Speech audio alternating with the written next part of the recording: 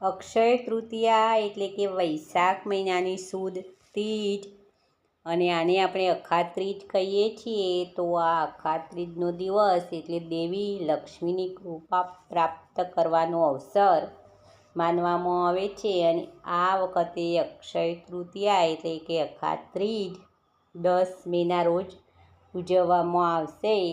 તો આ ખાસ દિવસે કેટલાક વિશેષ ઉપાય અજમાવીને તમે માતા લક્ષ્મીની કૃપા મેળવી શકો છો. તો જ્યોતિષીઓના અનુસાર આ દિવસે સોનું ખરીદવું શુભ માનવામાં આવે છે. પરંતુ શું તમે એ જાણો છો કે માતા લક્ષ્મીની કૃપા પ્રાપ્ત કરવાના દિવસે તમારી કેટલીક ભૂલના લીધે માતા લક્ષ્મી તમારાથી નારાજ પણ થઈ શકે છે?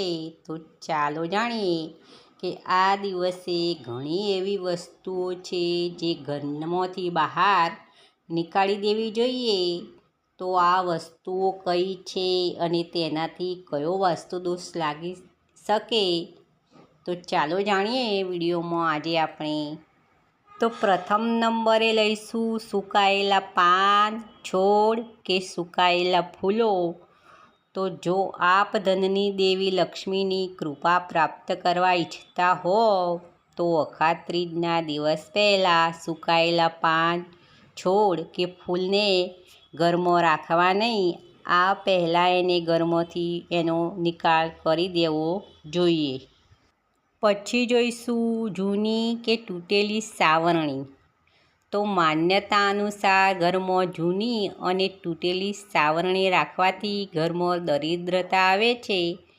તેથી દિવાળીની જેમ જ અક્ષય તૃતીયાના દિવસે જૂની સાવરણી બદલવાની માન્યતા પ્રચલિત છે.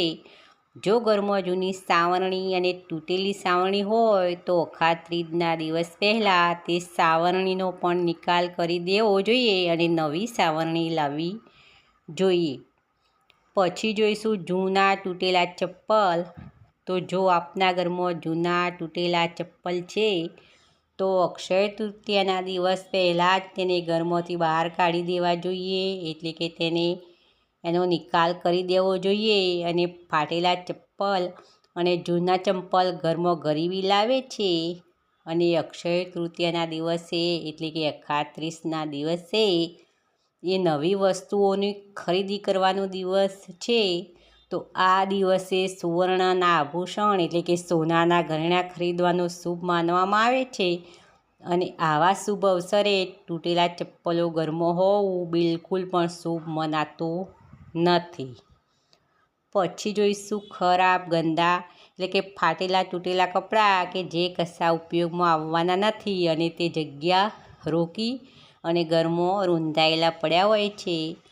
તો એવું કહેવાય છે કે માતા લક્ષ્મી તે જ ઘરમાં વાસ કરે છે જ્યાં સાફ સફાઈ હોય છે.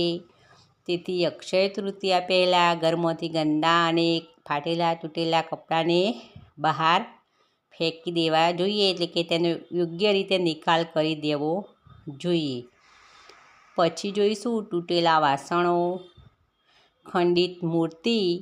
તો અક્ષય તૃતીયા પહેલાં ઘરમાં જો તૂટેલા વાસણો હોય તો તે યોગ્ય રીતે તેનો નિકાલ કરી દેવો જોઈએ. અને ખંડિત મૂર્તિ તો તે પણ વાસ્તુ દોષનો જન્મ આપે છે.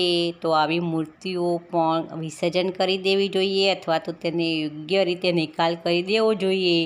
ટૂંકમાં કહીએ તો જેમ દિવાળી આવે અને ઘરની સાફ સફાઈ થાય અને જૂનું જે વસ્તુઓ હોય ગંદો કચરો તેનો આપણે નિકાલ કરીએ છીએ એ રીતે જ અખાત ત્રીજના દિવસ પહેલાં પણ આ રીતે ઘરમાંથી અમુક વસ્તુઓ બહાર કાઢી દેવી જોઈએ અને ઘરની ટૂંકમાં સાફ સફાઈ કરવી જોઈએ.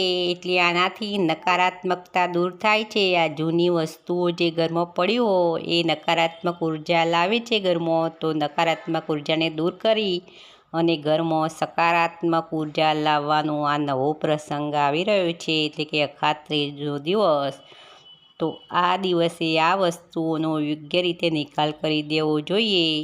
તો મિત્રો વિડીયો પસંદ આવે તો એક લાઈક અવશ્ય કરવું, શેર પણ કરો અને આવા નવા વિચાર જાણવા મારી નવી વિચારધારા ચેનલને સબસ્ક્રાઈબ કરો. ફરી મળીશું નવા કોઈ વિચાર સાથે નવી વિચારધારામાં.